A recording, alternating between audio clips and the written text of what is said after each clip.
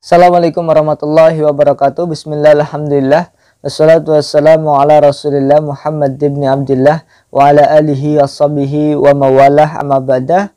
Alhamdulillah, berjumpa kembali bersama saya Kang Suhada, dan pada kesempatan kali ini kita akan melanjutkan pembahasan tentang fikih, yaitu pembahasan tentang al-matruk minas shalah. Jadi sesuatu yang tertinggal, yang mungkin ditinggalkan ketika kita sedang sholat. Namun sebelumnya, buat teman-teman semua, jangan lupa saya terus mengingatkan kepada teman-teman untuk mendukung saya dengan like, komen, dan subscribe-nya agar saya lebih semangat lagi membuat video-video yang insya Allah bermanfaat, dan mudah-mudahan channel saya bisa berkembang agar manfaatnya lebih luas lagi. Allahumma amin. Oke, langsung saja kita bahas tentang al-matruk minas sholah, sesuatu yang mungkin tertinggal ketika kita sholat. Karena di dalam sholat itu kita biasa di dalam kita melakukan sholat, kita melakukan sebuah kefarduan, fardu sholat, sunnah sholat, dan hay'ah sholat. Sunnah di sini yang dimaksud adalah sunnah abad, ini hay'at ya. Nah, terkadang orang sholat itu ketinggalan atau tidak melakukan fardu rukun. Fardu ini bahasa rukun ya. Kadang-kadang lupa tidak melakukan kesunahan, sunnah abangatnya. Kadang-kadang lupa tidak melakukan sunnah hay'ah. Contoh, tidak melakukan fardu, lupa tidak membaca Fatihah. Tidak membaca Fatihah berarti tidak melakukan satu kefarduan misalkan. Atau terkadang orang sholat itu lupa tidak tahiyat awal, lupa tidak kunut. Terkadang juga seseorang tidak melaksanakan hay'ah, kadang lupa tidak mengangkat tangan, lupa tidak membaca tasbih, tidak sami Allah, tidak membaca subhana Rabbiyal a'la, dan sebagainya. Itu sunnah-sunnah macam-macam, sunnah hay'ah.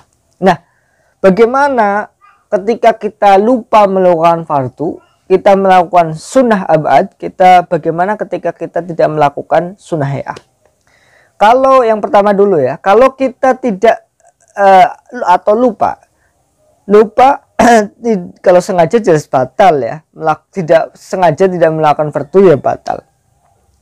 Lupa tidak melaksanakan kefarduan, maka tidak bisa diganti sujud sahwi. La yanubu anhu sujud sahwi. Tidak bisa sama sekali meninggalkan kefarduan itu, tidak bisa diganti dengan sujud sahwi. Harus bal atabihi in zakarahu wa zamanu qorib. Kalau misalkan dia ketinggalan surat Al-Fatihah terus masih dekat masanya, atau dia lupa tidak melaksanakan ruku, tidak melaksanakan i'tidal, lalu zaman ketinggalan tidak melaksanakan itu masih dekat, maka disusul.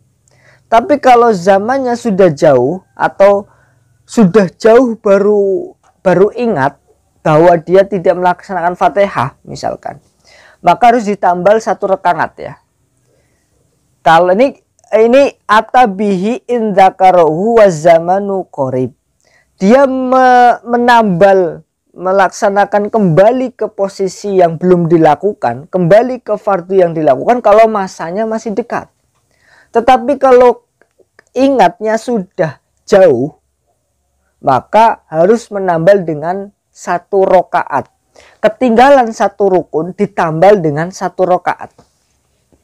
Itu kalau permasalahan kita ketinggalan suatu fardu, dan nanti itu sujud sahwinya karena dia lupa tidak melaksanakan bukan sujud sahwi, sujud sahwi yang di sini ini bukan ditujukan untuk mengganti kefarduan, tidak bisa. Tapi sujud sahwi dikarenakan karena dia lupa tidak melakukan kefarduan, tetap disunahkan sujud sahwi. Tapi sujud sahwi ini bukan untuk menambal, karena fardu tidak bisa ditambal. Dia harus dilaksanakan, harus disarutang kalau ketinggalan. Kalau ketinggalan masih dekat, maka disarutang seketika itu, kembali lagi kalau zamannya masih dekat. Tetapi kalau zamannya sudah lama, maka ditambal dengan satu rakaat. Lalu bagaimana kalau kita meninggalkan atau lupa tidak melaksanakan sunnah abad, sunnah yang sangat ya, tasyahud dan kunut. Duduknya tasyahud, berdirinya kunut juga termasuk abad. Nah, la ya'udu ilaiha ba'da talabus bil fardi. Kalau ketinggalan kita lupa tidak tahiyat awal, misalkan setelah sujud, terus kita berdiri, lupa tidak tahiyat awal, ketika sudah berdiri, sudah sampai rukun berdiri, maka tidak boleh kembali. Kalau kembali malah batal sholatnya. Kalau dia tahu tidak boleh kembali, kok tetap kembali, maka batal sholatnya. Ketika sudah talabus, berarti berdiri ini dia sudah melaksanakan rukun yang selanjutnya. Kan sujud itu rukun, tahiyat awal sunnah. Nah, dia lupa tidak tahiyat awal, habis sujud langsung berdiri, sudah dalam keadaan berdiri, maka ini sudah melakukan rukun selanjutnya, tidak boleh kembali ke tahiyat awal. Kecuali belum ya, kecuali masih separuh, mau sujud mau berdiri, belum sampai berdiri, dia masih separuh, ingat belum tahiyat awal, dia kembali boleh. Tapi kalau sudah talabus bil fardi, tidak boleh kembali, dan nanti dia disunahkan sujud sahwi.